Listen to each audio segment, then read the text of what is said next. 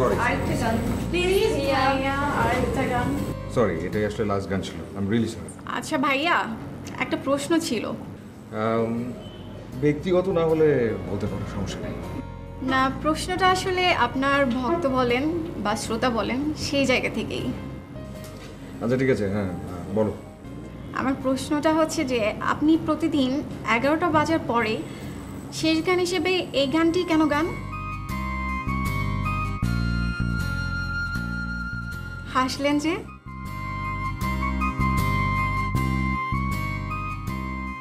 ধরে নাও এটাই আমার স্টাইল। তাই ওকে ভাইয়া, আজ তাহলে আমরা আসি, আবার দেখা হবে। Bye bye.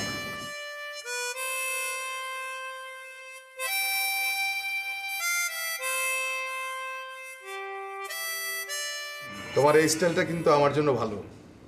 কিরকম? না মানে তুমি এই 11টার পরে যে গানটি গাও, এই স্টাইলটির কারণে কিন্তু আমার এখানে কাস্টমার অনেক বেশি থাকে। আচ্ছা, কি খবর? ওইখানে গেছিলা?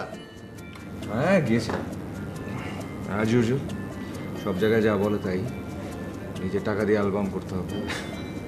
কারণ আমি হচ্ছি দিন আনি দিন খাই মানুষ, এত লাখ টাকা দিয়ে তো আমি অ্যালবাম করতে পারবো না। তবে এটা সত্যি, আপনি আমার জন্য অনেক করেছেন, অনেক। আর হচ্ছে না, সব ছেড়ে দেবো ভাবছি। আর না না, হতাশ হয়েও না, কিপ ট্রাইং। না, আপনি তো আসলে আমার জন্য অনেক করেছেন, অনেক বেশি। তো আপনি নিশ্চয়ই জানেন যে 3টা বছর হয়ে গেছে ইউনিভার্সিটি ক্রস করেছি, এখন পর্যন্ত আমি কিছু করতে পারিনি। এদিকে ফ্যামিলি বড়, ঘরে টাকা পয়সা বাড়াতে হয়, ঢাকায় থাকছি, নিজে চলতে হয়, কষ্ট হয়ে যাচ্ছে আসলে। ভাবছি একটা চাকরি বাকরি নিয়ে ফেলি। কেন? এই চাকরিটা তো ভালোই। সেটা বলিনি, এটা অবশ্যই অনেক ভালো। আর এই চাকরিটা করলে তো আমি আসলে গানের সাথে থাকতে পারি। কিন্তু আমি আসলে যেটা বলছিলাম যে আমি 9টা 5টা একটা চাকরি করতে চাই। ও, যাতে করে আসলে নিজেকে আমি ম্যানেজ করতে পারি। আপনি প্লিজ আমার জন্য একটু দেখবেন প্লিজ। আরে হতাশ হয়েও না, তোমার হবেই। দেখো একদিন তুমি অনেক বড় হবে। হ্যালো, আমি মুস্তফা। ও হ্যালো। আপনি অনেক ভালো গান করেন। ও থ্যাংক ইউ, থ্যাংক ইউ। এটা আমার কার্ড। একবার সময় করে আপনি আমার অফিস আসবেন, একটা গানের অ্যালবামের ব্যাপারে আপনার সাথে কথা বলবো। জি, একটা গানের অ্যালবামের ব্যাপারে আপনার সাথে কথা বলবো, আসবেন। Thank you. এই লোকটা কে? জানি না, কার্ড দিয়ে গেল। এরকম কার্ড অনেকেই দেয়, পরে আর কিছুই হয় না। না, তারপর তুমি যোগাযোগ করতে পারো। আচ্ছা, কোনটাতে কপাল খুলবে, কোনটাতে চাকরি হবে, কোনটাতে কি হবে, সেগুলো কি আমরা কিছু জানি? দেখো, যেও কিন্তু। একটা কফি দাও। হ্যাঁ, এই সুলেমান, ওকে একটা কফি দাও।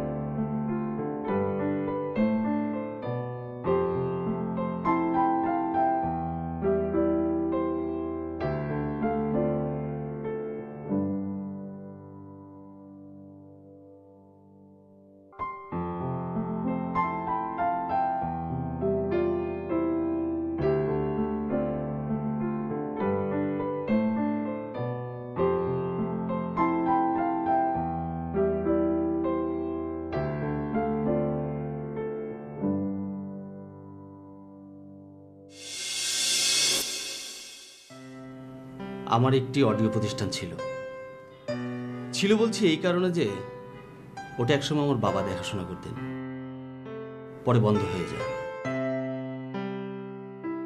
এখন বলছি আমার আছে। বুঝতে পারলাম। এখন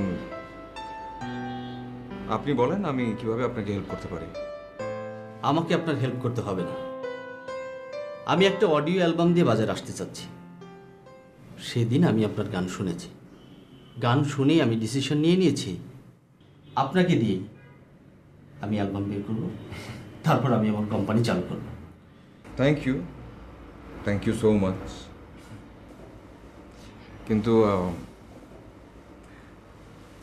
আমি আই এম রিয়েলি সরি যে আমি কোনোভাবে কোনো ইনভেস্টমেন্ট করতে পারবো না। সরি।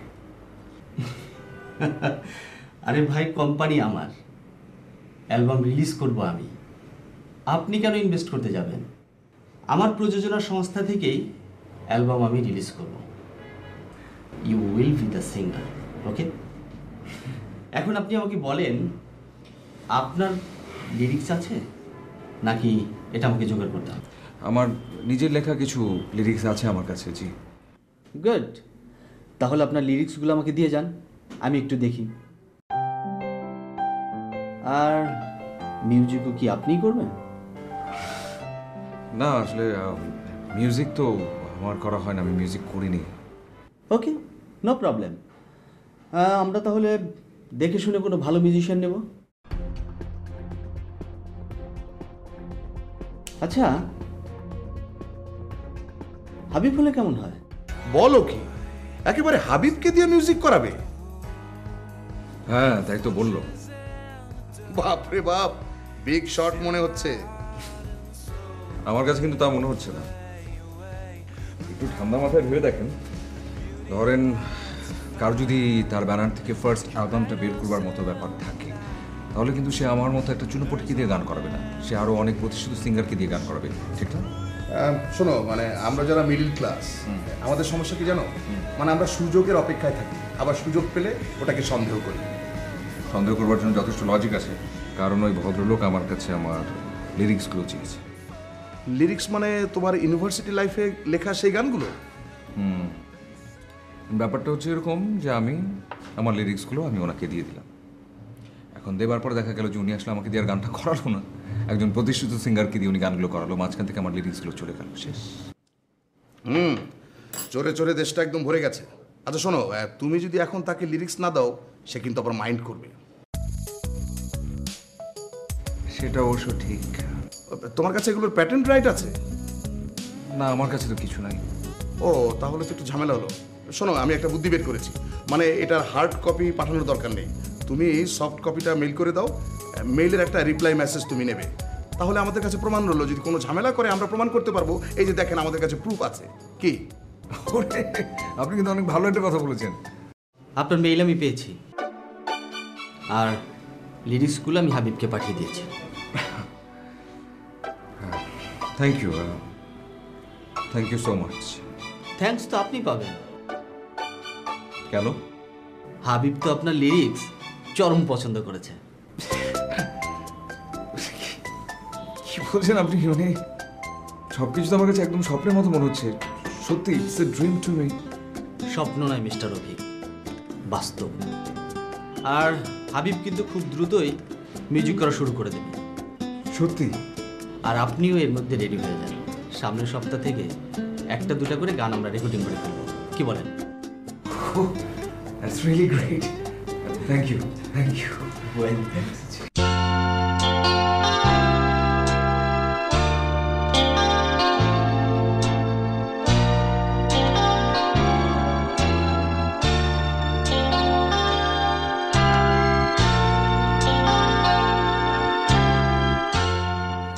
কি ব্যাপার জামান ভাই, অভিক ভাইকে যে দেখছি না?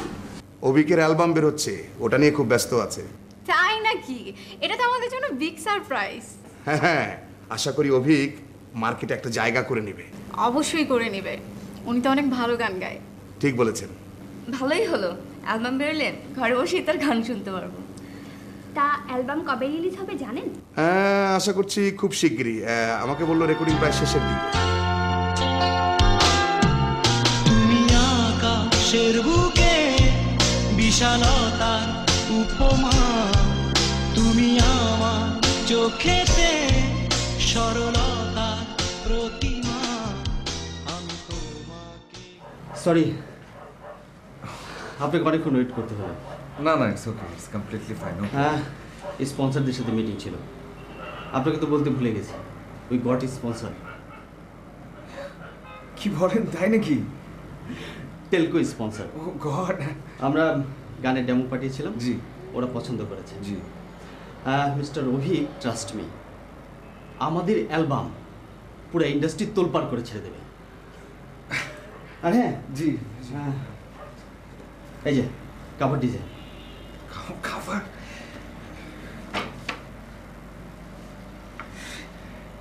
কেমন হয়েছে? খুব সুন্দর। আচ্ছা, আপনি অ্যালবামটা কি কাউকে ডেডিকেট করবেন? আর করলে কিন্তু আজকে নাম দিয়ে দিতে হবে, কাল কিন্তু প্রেসে চলে যাবে।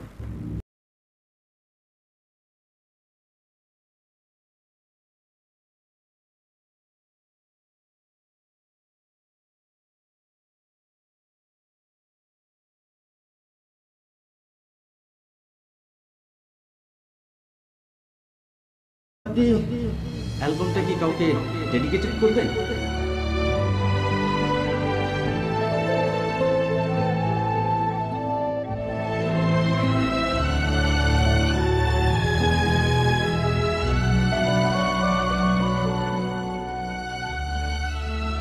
নিকিতা,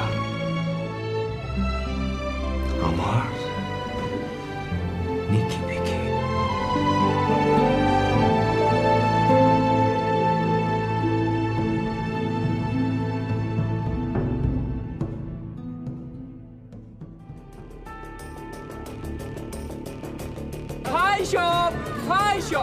হেলেনা ফ্রয়ের কাছে যুবরাজ প্যারিসিয়ার খোলা চিঠি।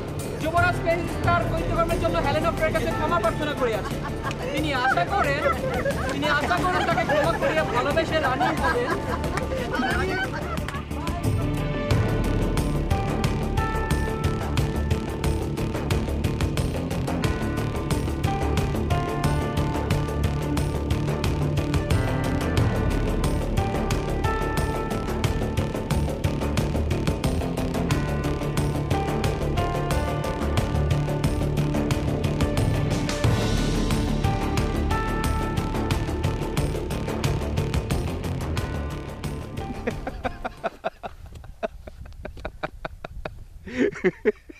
খুব হাসি পাচ্ছে না আমার প্রেস্টিজটা হ্যাম্পার করে?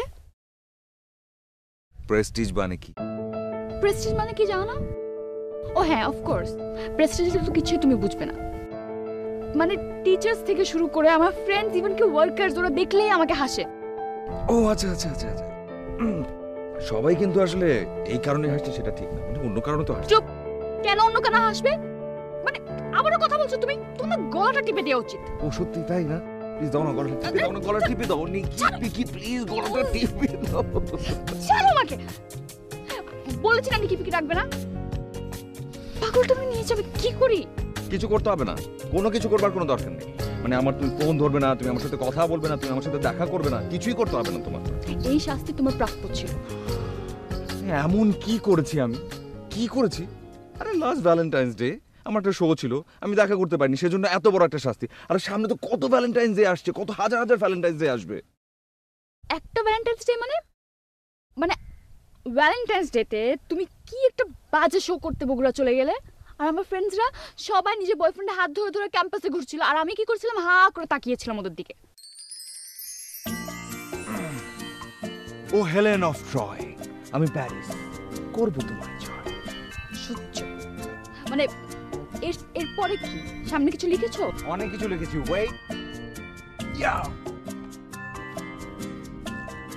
ও হেলেন অফ ট্রয়, আমি করব তোমায় জয়, আমার নেই গো কোনো ভয়, আমি করব তোমায় জয়, আমি করব তোমায় জয়। পাগল।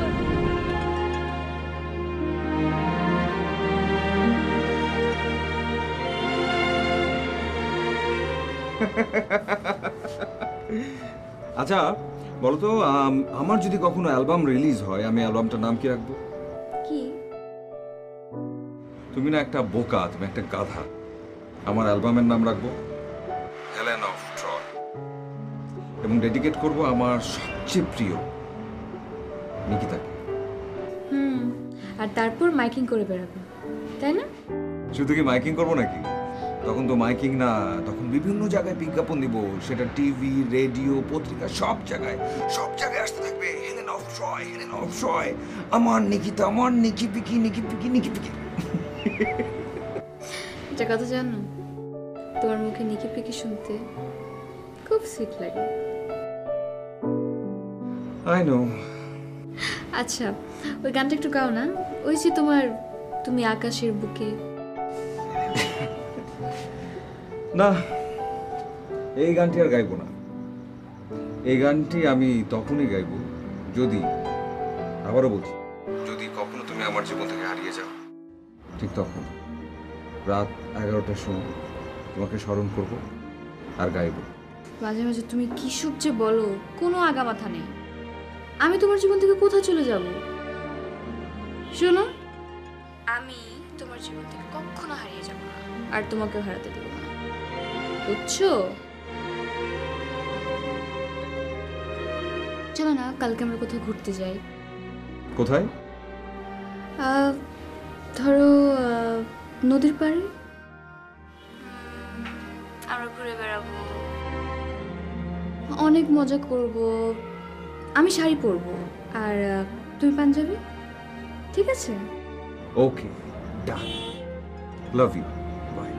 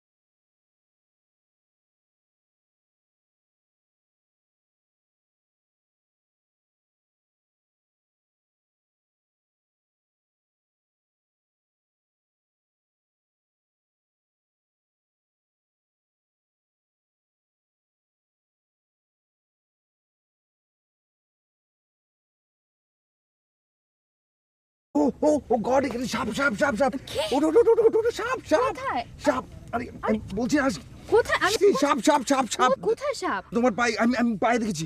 এই পাটা তুলো। এটা কি পায়ে? পায়েল? ও, আমি ভেবেছিলাম সাপ।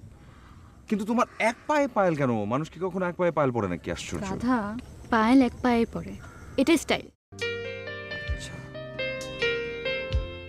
দেখি তো, দেখি একটু, দেখি এদিকে। আচ্ছা, দোকানই খালি আছে, কিন্তু এরপর যখন তুমি কানে দুল পড়বে তখন একটা কানে দুল পড়বে এবং তখন তুমি বলবে এটা এক ধরনের একটা স্টাইল।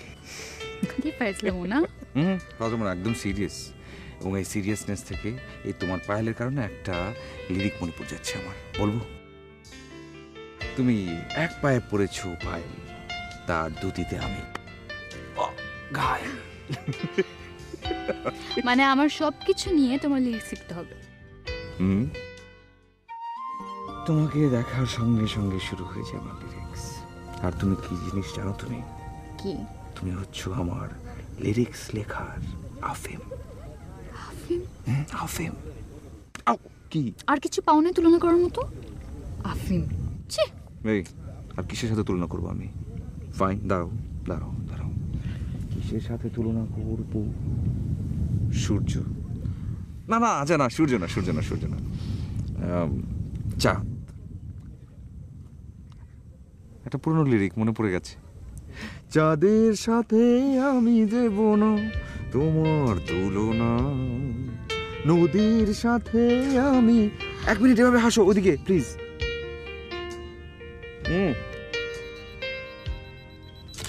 হয়েছে। তুমি চাঁদ হতে যদি দূরে চলে যে। মা,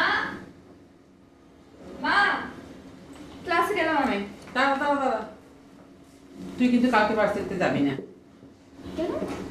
ওই যে তোর বাবা একটা ছেলের কথা বলেছিল না, ওরা কালকে তোকে দেখতে আসবে। দেখতে আসবে মানে? মা আমি তো আগেই বলেছি আমি অনার্স শেষ করার আগে বিয়ে করব না। ছেলেটা একটা ভালো ফ্যামিলির ছেলে আর এস্টাবলিশড, এমন পাত্র হাতছাড়া করা ঠিক হবে না। মা প্লিজ, আমি তো আগেই। দেখ, তোর বাবা কিন্তু খুব রাগ করবে। আর ক্যাম্পাসে কি কি কাজ আছে সেগুলো তাড়াতাড়ি সেরে আয়। কাল ভার্সিটি যাওয়া হবে না, এটা ফাইনাল।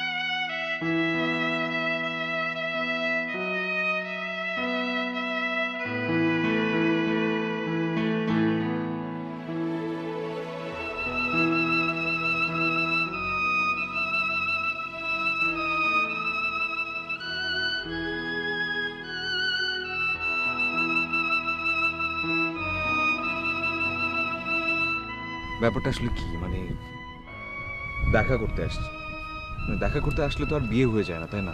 আবার হয়ে যেতেও তো পারে।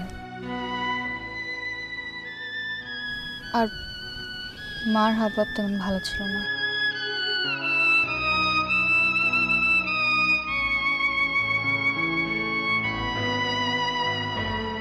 আচ্ছা ঠিক আছে, তাহলে তুমি বলো এখন কি করবো?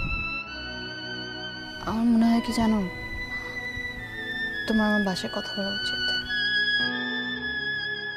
তোমার বাসায়? মানে তোমার ফ্যামিলির সাথে? তো এই জন্য কাকে লাগবে বলো তো? আমার ফ্যামিলিকে নিশ্চয়ই। আর আমার ফ্যামিলি কোথায় থাকে তুমি সেটা জানো? আমার ফ্যামিলি থাকে কুড়িগ্রাম, এবং আসতে হলে কাকে আসতে হবে? আমার বাবাকে। আমার বাবা এখন অসুস্থ, এত লম্বা একটা জার্নি করে আসতে পারবেন, ইটস রিয়েলি ইম্পসিবল।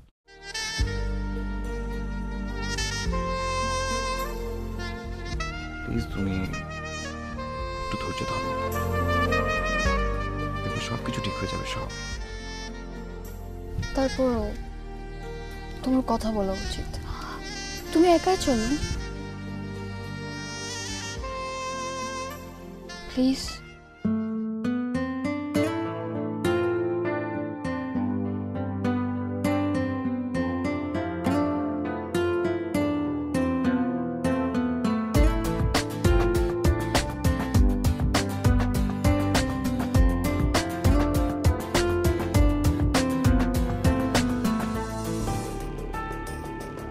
নিকিতা, যাও ওর জন্য একটু চা করে নিয়ে আয়।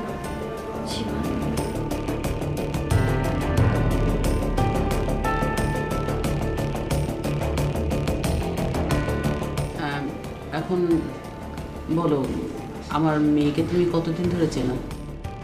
জি, ইউনিভার্সিটির ফার্স্ট ইয়ার থেকে। তোমার কোন সাবজেক্ট? জি বাংলা। বাংলা? বাংলা পড়ে কি করবে?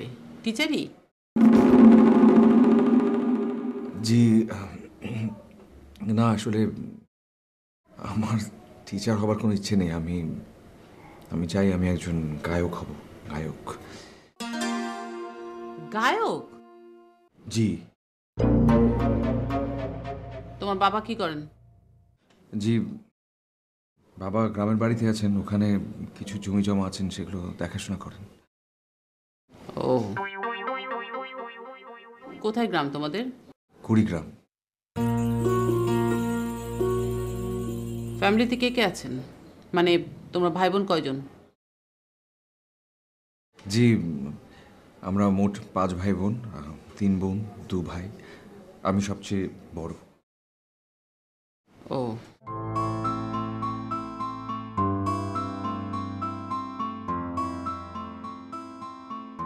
পড়াশোনা করে কি করবে? চাকরি টাকরি কিছু করবে নাকি? জি, আমি তো বলেইছি আসলে আমার চাকরি বাকরি করবার খুব একটা আগ্রহ নেই। আমি চাই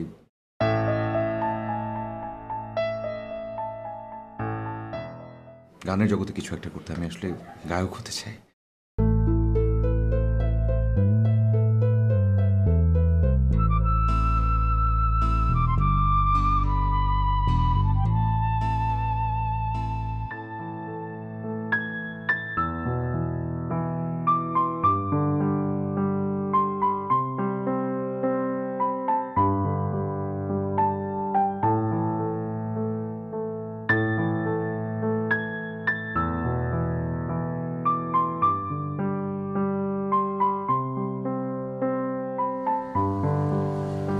নিকিতা, অভিক ছেলেটার তো কোনো অ্যাম্বিশনই নেই, ও তো গান করতে চায়। মা, ও কিন্তু খুব ভালো গান করে। গান করে তার সংসার চালাতে পারবে?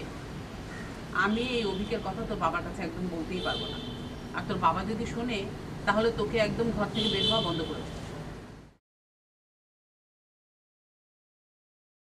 মা, তুমি তো বাবাকে বুঝিয়ে বলতে পারবে। দেখ মা, তোর এই অভিক আর তোর বাবার পছন্দ করা ছেলের মধ্যে আকাশ পাতাল পার্থক্য।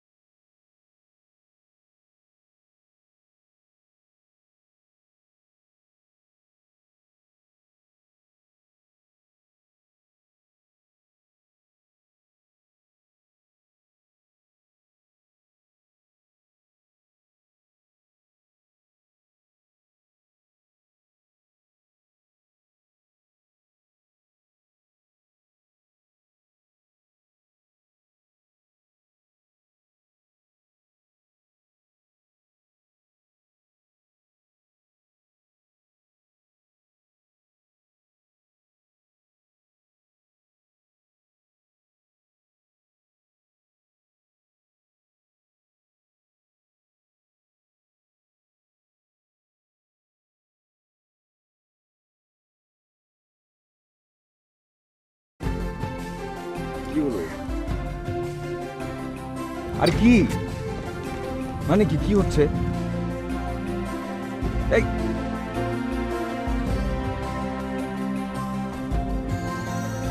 নিকিতা দাঁড়াও। আরে কি আশ্চর্য নিকিতা, কোথায় যাচ্ছ? নিকিতা হয়েছে নাকি? নিকিতা কি? আমি বিয়েটা করতে পারবো না। মানে এভাবে পালিয়ে বিয়ে করতে পারবো না। আমার বাবা হার্টের পেশেন্ট, সে যদি জানে সে তো মারাই যাবে। আমার বাসার মান সম্মান সবকিছু। না না, অভিক, অসম্ভব। আমি এই দাঁড়াও, দাঁড়াও তুমি। তাহলে তুমি আমাকে বলো আমাদের কি হবে? আমার কি হবে? তুমি আমাকে ক্ষমা করে দিও।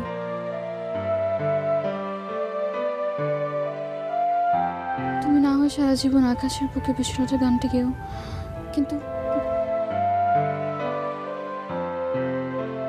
Please please don't go, please. Sorry, sorry.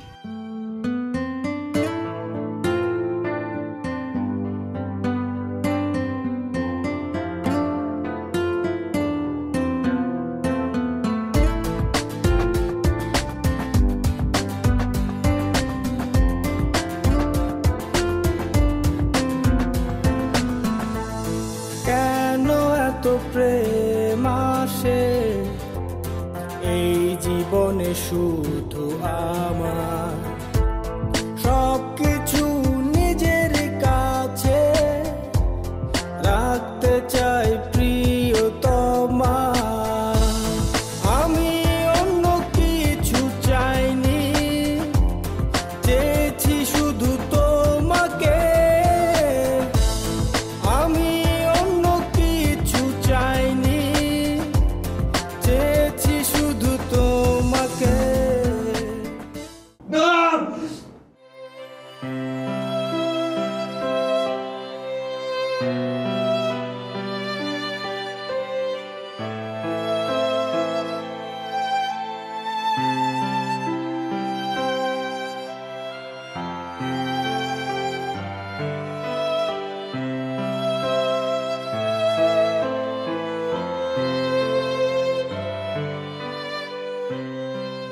তুমি আকাশে বুকে বিশালতা উপমা, তুমি আমার চোখেতে সরলতা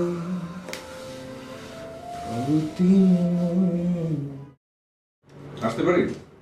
হ্যাঁ, yes, congratulations mister Abhi. Thank you so much. আপনার কিছু অ্যালবাম? আমার অ্যালবাম?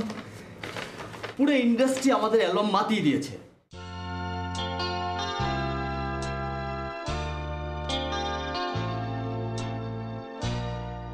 আপনার একটা চেক আছে, সামনের মাসে আমরা আউট অফ কান্ট্রি যাচ্ছি।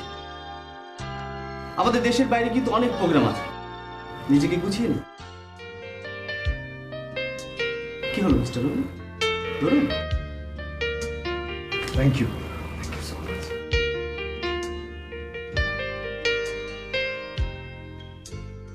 আমি আসলে বলে বোঝাতে পারবো না আমি যে কি পরিমাণ খুশি, ভাষা হারিয়ে ফেলেছি এত। যাই এখন। হ্যাঁ, শিওর।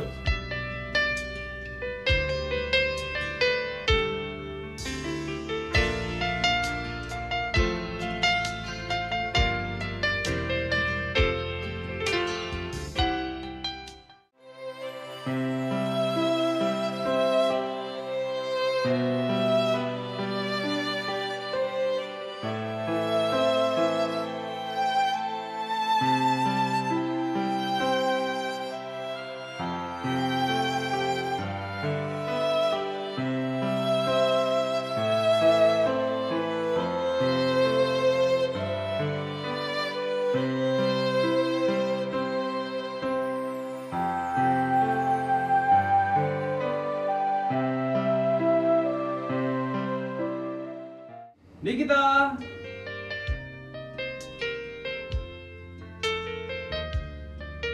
তোমার অ্যালবাম।